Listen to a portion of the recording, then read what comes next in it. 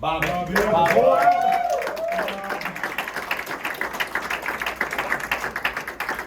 right, guys. I'm so proud I bought PowerPoint just to make Bill's life easier. Yes.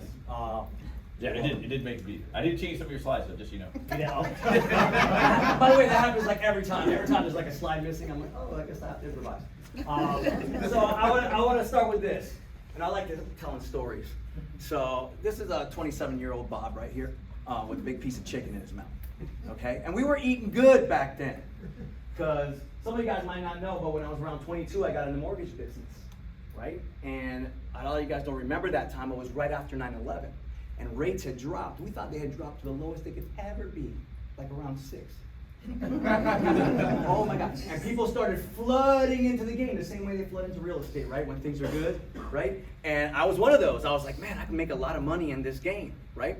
So I learned the game, right? I was on 100% commission. I was doing exactly what you guys were doing, right? And I was like, man, I got a chance to make some money here. So I learned the craft. I got pretty decent after 6 months. 1 year, I always say I'm about a profit. Right? 1 year I'm feeling good about myself, and I started making some money. Then I opened up a mortgage company with this guy right here, this crazy dude right here. I met some guy 9 years older than me, owned a company, and said, hey, you want to start a company together? I'm like, hell yeah, let's go, right? So here we are 5 years later. This is in 2006 in Europe. I got to make enough money where I got to actually travel to Europe. And I was like, everybody always talks about a Europe trip. I got to do it, and we took 16 days. Okay, what you're looking at right here is we were in Spain, and I don't know if you guys know this, but you think Spain has the most amazing food, but we didn't find that to be true. we were eating tapas for like weeks, and we're like, we're done with this, right? And sure enough, in a town called Sevilla in Spain, we found a KFC. And we were just so fucking happy, and we were eating good. And I did everything that a smart 27-year-old would do after they spent 5 years learning a craft, after they got into an industry that can make them a lot of money, and I looked for something else. That's what we do, isn't it? We look for something else. I spent all this time learning a craft. I spent all this time getting into an industry that could make me a lot of money, and I was looking for the next thing. And I can show you the limited belief that led me there.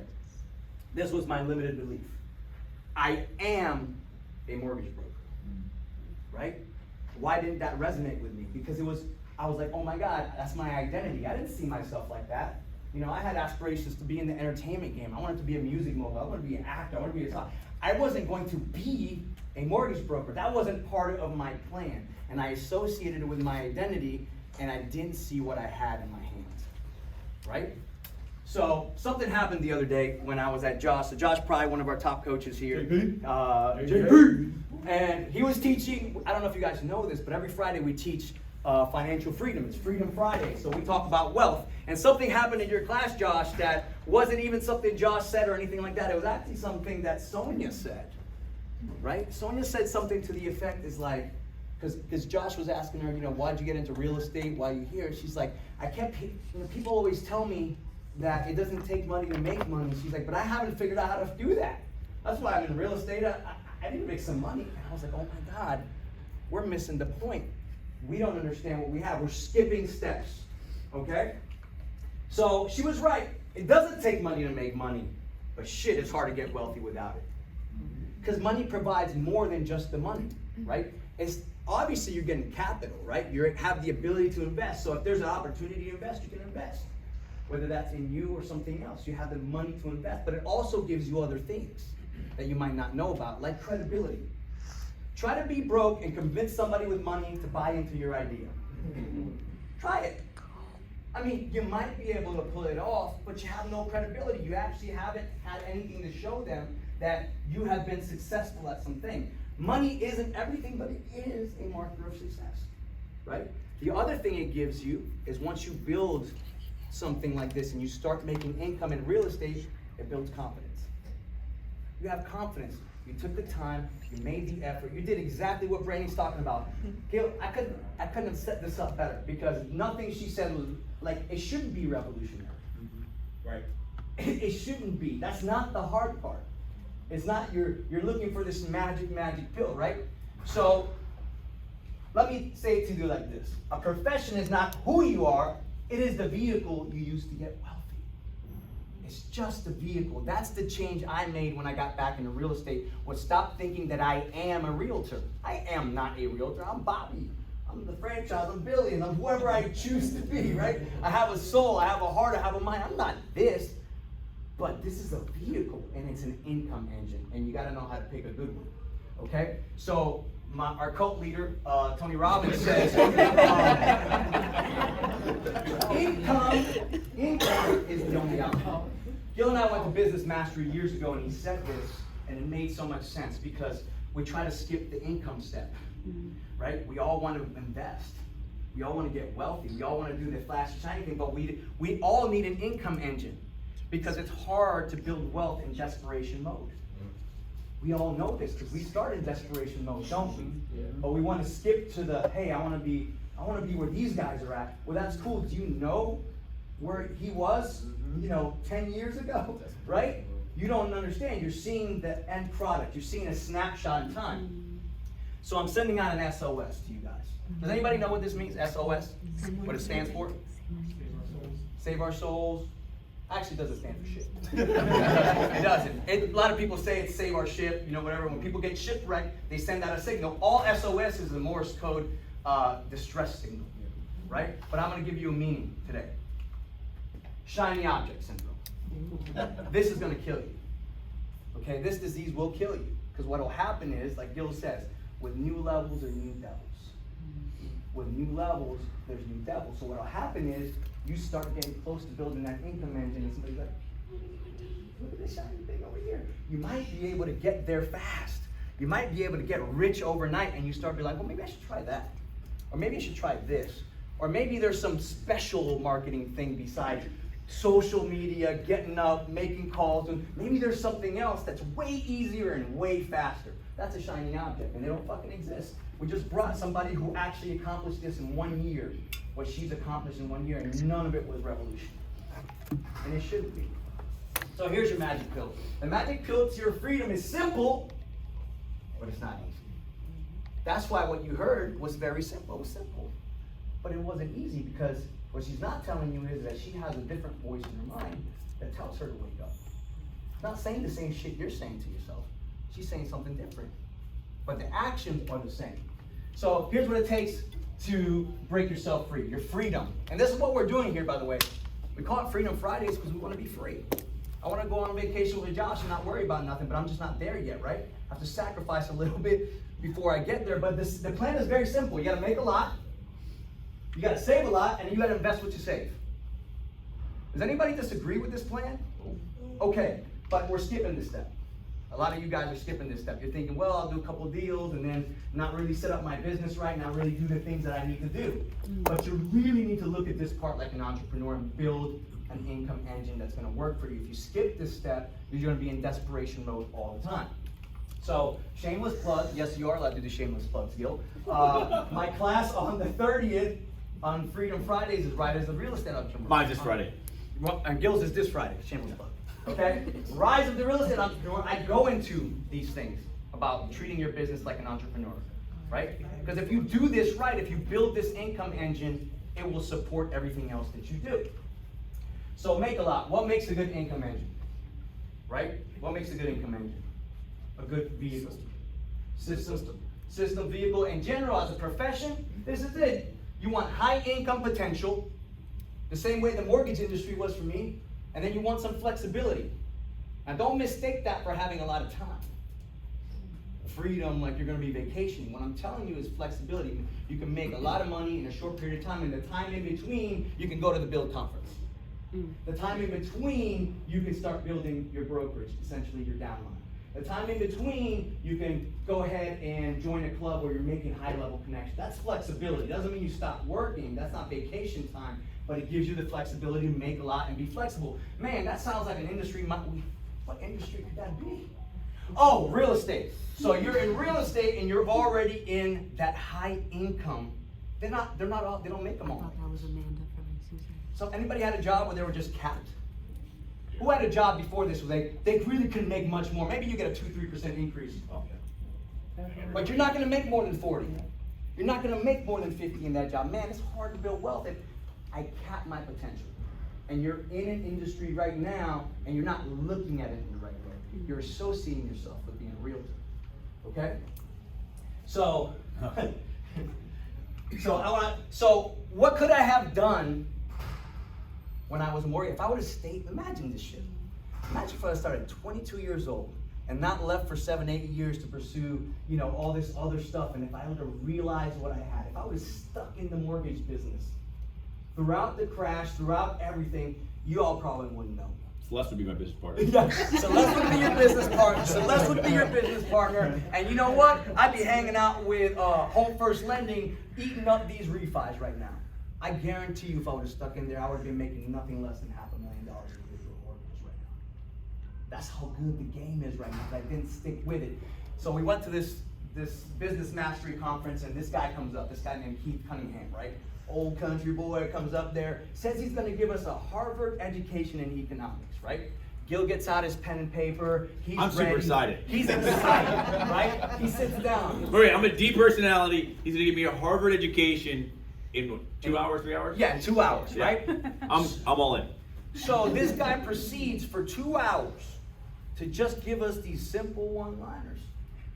Man, you know, you look at these balance sheets, there's numbers and there's actions. There's actions and there's optics, right? And he's getting visibly frustrated. He's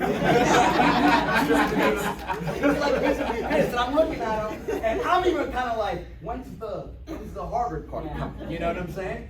And what I realized at the end, Gil was pissed. Like, I'm out of here. This guy was supposed to be the best speaker, and I was like, Gil, I think that was the point. I think the point is we overcomplicate this shit. And one thing this gentleman said was, get in line and stay in line. You guys heard me say, get in line and stay in line. And I was like, that shit makes a lot of sense, because if I would have stayed in line, where would I have been? If I would have focused on this, if I would have really treated this like a business, instead of having 1 foot in and 1 foot out, trying to be, you know, some famous music bowl, at the same time do some mortgages over here on the Never side. works. Never fucking works. Imagine if I would have stayed in line. See, you guys are switching lanes on the highway thinking that one line's going faster. You get into it, guess what? All those other cars fucking pass you. And that was his point. His point is you got in line, and maybe you wasn't moving as fast as you thought at the beginning, but if you just stick with it, okay? So this is what your engine kind of looks like when you start, okay? Just so you know what it looks like, okay? You guys think you starting with this shit. No, you don't. It's clunky at first, right? But you got an engine, okay? And you have the potential. Wait. By the way, the other car picture I just noticed on the site is from abandoned.com. So this is what your engine looks like at the beginning, and it's okay, but you got to continue to work on the engine, right? You ever seen those guys that are always in the working on it? Go in there, they put their little nice classic car up, and they're working on it. I'm working on it. What does that mean? That means, well, number one is I believe you have to get organized. I believe you better learn KV Core and your CRM if you really want to build this thing, right? Use the tool. What'd you say? By the way, shout out to Manny. Is Manny here? Yeah. Who's teaching KV Core every Friday? Yeah. At what time? 3 to 6. There's no freaking excuse. Yo, you guys have coaches in here teaching you how to build your income engine, and you're not in the class. You're not plugging in. You're not on the Zoom. This guy's an expert at KV Core. He can do things I didn't even know KV Core could do some of the shit he's talking about. Okay? But this is what you do. You invest in leads. You invest in marketing. You invest in learning your KV Core and doing all these things. And what happens? You start being able to get more in doing less. Because that's how you want to build this thing. Okay? So, here's Bob's investment timeline. Just Reese, you say, hey, picture of us right here. I just want to shout you out. Celebration title group in a minute. Right? So I am not a financial advisor, okay? But here's my investment timeline. And if you come to my July 30th class, shameless plug again. Love the carrot. Okay, you I saw love that? the carrot. And if you come to my July 30th class, I'll talk about this. But look, some of you guys make $5,000 and you're like, Bobby, what should I do with investing in? You're investing in you. What he's talking about losing money is investing in yourself. That's not losing money, it's an investment. If you go to the Build Conference, trust me, you will get millions from it down the road. It's a long game play, right? If you buy those leads, it's not a cost, it's an investment. So, Bobby, I got $5,000, $10,000, what should I invest it in? You. That's the best investment when you got a little bit of money stacked up, okay? The next thing you want to invest in is a cushion. So when you got that income engine, right? You don't want your car to break down and your whole business shut down. So you got to put some money in the bank just for the rainy day. And number 3, we're gonna invest in passive income. Man, wouldn't it be great if we could just start investing in passive income right now? That would be awesome. Wouldn't that be awesome? Wouldn't it be awesome if while I'm building my income engine, with every transaction, what if I was investing? What if, while I was building my income engine, I could build a passive income stream that could also help free me in the future at the same time I was doing my income. Man, what kind of company would do something like that, Gil? I don't know. Pretty awesome. It's called EXP. Okay?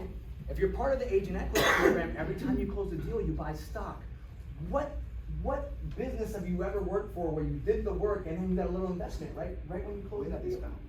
At a discount. So you made 10% right then. Holy. Okay, so 10% return right off the bat. What else? You're getting stock during production, but the most important thing is that EXP allows you to build a brokerage from the very first day you hang your license here. It is the most brilliant shit I've ever seen. And I'm not overhyping it because I'm in it. We researched this for 6 months. We were trying to shoot this down. We were scared to do this. This man imploded a very successful brokerage to get something better. And this is what we've done since. So just so you know, there's people in this office that are doing what I'm showing you right now. I do it this way so I don't reveal exact numbers because people feel a little uncomfortable about that. But I do this in my class, and look, right now, in 2 years and 4 months, Gil and I are bringing in the kind of passive income it would take when you bought a $6 million business. I mean, $6 million commercial building. You have to spend $6 million to get the income that we're getting passively right now. To buy a building, and hopefully it's at a good rate of return. And that's it. But here's the magic. We didn't buy a fucking building. We never had to make the initial $6 million to get the building. All we did was take the income. Right? This one in the middle right here is somebody in our office. Most of you know her. The kind of income she's making is the same as owning $1 million. It's what you shoot for when you make money. It's like, oh, I'm gonna invest in a building. I'm gonna invest in residential properties to rent. She already owns $1 million building. She just owns the income. She don't give a shit about the building. Oh, yeah, I think your numbers are wrong. If you're doing it, then I think it is. That's probably like a $2 million building. Depends on the rate of return. I actually was conservative. I'm doing this at a 7% cap. If you want to do the numbers. It's a $2 million building. Okay? So, and then somebody that I spoke to the other day said, well, I'm not doing what you guys are doing. I mean, I'd like to do more. But this guy, through simply his success, through his income engine, is attracting people. Because success attracts success. So he's not even trying. Okay? And I know he's brought in some killers just because he has success. The same way Tia did. Tia is not even fucking trying. She's our top producer, not trying. But guess what? Josh Pride, Brittany Pride are part of her organization, and they're trying. They're trying, but they were attracted by her success. So I asked him, I said, you're kind of downplaying your residual income, passive income. I'm like, what are you bringing in? He's like, oh, about $1,200. I brought about $1,250 last month. I go, so you brought in a mortgage payment? So you just eliminated your mortgage payment, and you don't think that's a big fucking deal? Don't look at the big numbers. Start eliminating some bills through this while you build your income engine. So I'll leave you with this, guys. You are not a realtor. Okay? You're not a realtor. That's not who you are. It's a vehicle. It's an income engine, and you should build it like that. Number 2 is you do not chase commissions. Right? That sounds bad. You're not in control there. That's not what a business does. A good business attracts business. A good business attracts agents because of what you're doing. Chasing, that's some thirsty shit. We don't chase commissions here. What you do is this. You use commissions to fund your dream. That's it.